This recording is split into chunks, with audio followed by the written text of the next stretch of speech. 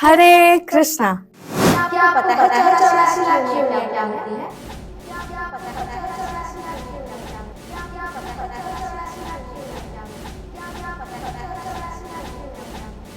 नहीं पता ना? तो आइए जानते हैं। इस सृष्टि में उलझा हुआ हर जीव किसी न किसी प्रकार की योनि में फंसा हुआ है। फिर चाहे वो एक ग्रेट सोल ब्रह्मा जी हो या एक छोटी इनसिग्निफिकेंट आर्ट, हर कोई किसी न किसी प्रकार के शरीर में बंधा हुआ है। योनि क्या है? योनि इस दुनिया में हर लिविंग और नॉन लिविंग ये सब योनियां ही तो है, जैसे पानी में रहने वाले जीव, आसमान में उड़ने वाले जीव, पेड़ पौधे। पद्म पुराण के सृष्टि खंड के श्लोक नंबर 22.40 में बताया गया है, जल जानव लक्षाणि स्थावर लक्ष विंशति कर्मयो रुद्र सांख्य कहा पक्षिणाम दश लक्षणाम त्रिंशत लक्षाणि पार्श्वः चतुर्लक्षाणि मनुष्य सह। ट्रांसलेशन: पानी में रहने वाले जीव की संख्या है 9 लाख, अचल जीव जैसे पेड़ पौधे और पहाड़ इनकी संख्या है 20 लाख, जमीन में रेंगने वाले कीड़े मकोड़ों की संख्या है 11 लाख, हवा में उड़ने वाले पक्षियों की संख्या है 10 लाख, 4 पैर पर चलने वाले प्राणियों की संख्या है 30 लाख और मनुष्यों की संख्या है 4 लाख। इस श्लोक में हमें 84 लाख योनियां, उनकी टाइप्स और उनकी क्वांटिटीज के बारे में बताया गया है, जिसमें टोटल 6 प्रकार की योनियां होती है, जिसमें से मनुष्य योनि सबसे कम है 4 लाख, जिसकी वजह से एक बहुत दुर्लभ योनि भी है।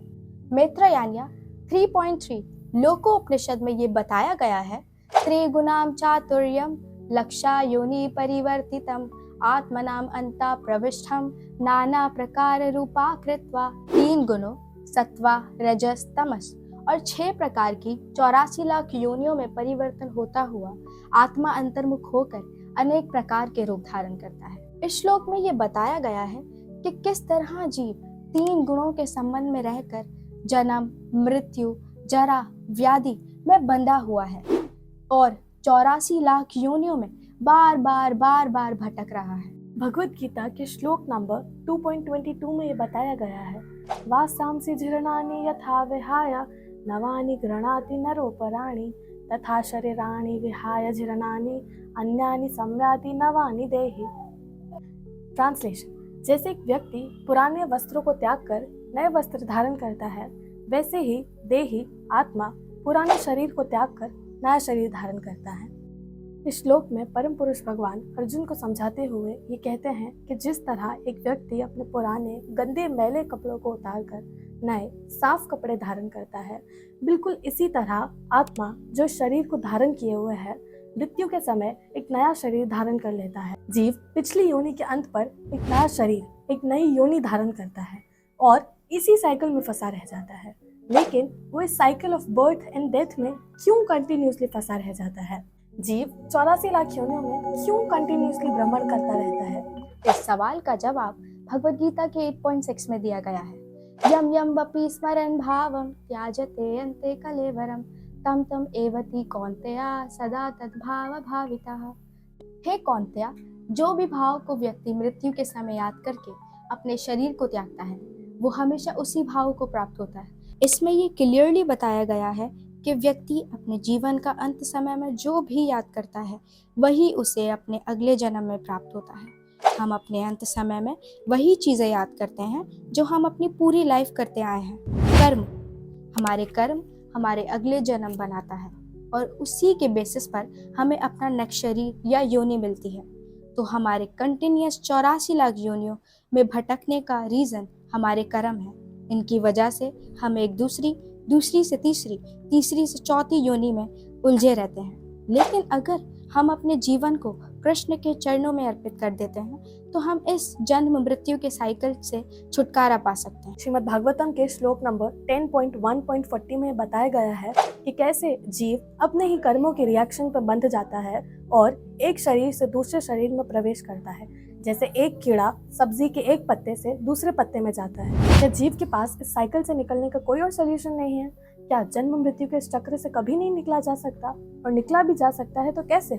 गरुड़ पुराण धर्मखंड 40.11 अष्टाशीति लक्षेषु योनेषु ब्रह्मति प्रजः मनुष्यत्वं लाभते वसु मोक्षद्वारम परिवृतम। 84 लाख योनियों में भटकता हुआ जीव जब मनुष्य जन्म को प्राप्त करता है, तब उसके लिए मोक्ष के दरवाजे पूरी तरह खुले होते हैं। इस श्लोक में ये बताया गया है कि जब किसी जीव को मनुष्य देह प्राप्त होता है तो उसके लिए मोक्ष के दरवाजे पूरी तरह खुल जाते हैं। लेकिन ये मोक्ष के दरवाजे सिर्फ मनुष्यों के लिए क्यों खुलते हैं, किसी और जीव के लिए क्यों नहीं?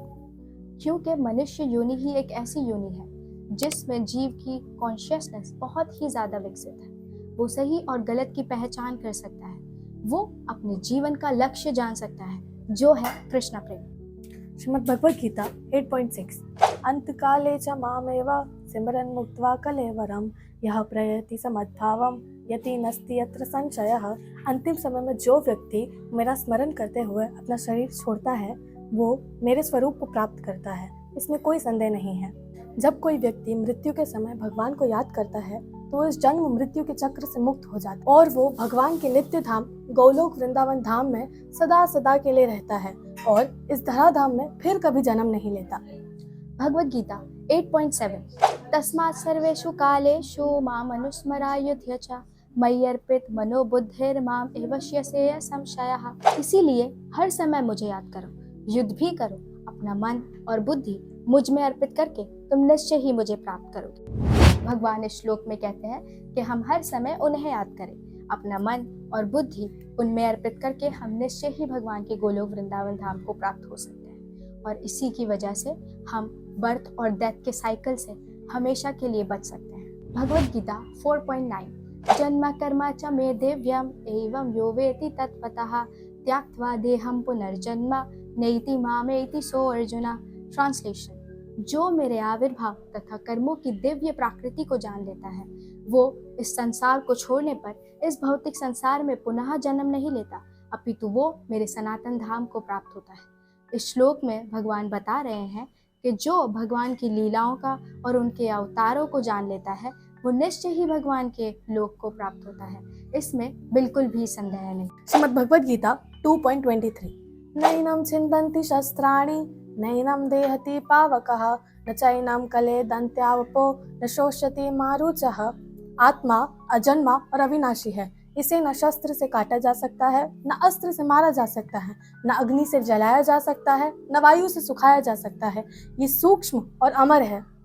अगर आप ऐसी और वीडियोस देखना चाहते हैं तो प्लीज़ हमारे चैनल को सब्सक्राइब करें और इस वीडियो को लाइक करें और जितना हो सके उतना शेयर करें। हरे हरे कृष्णा।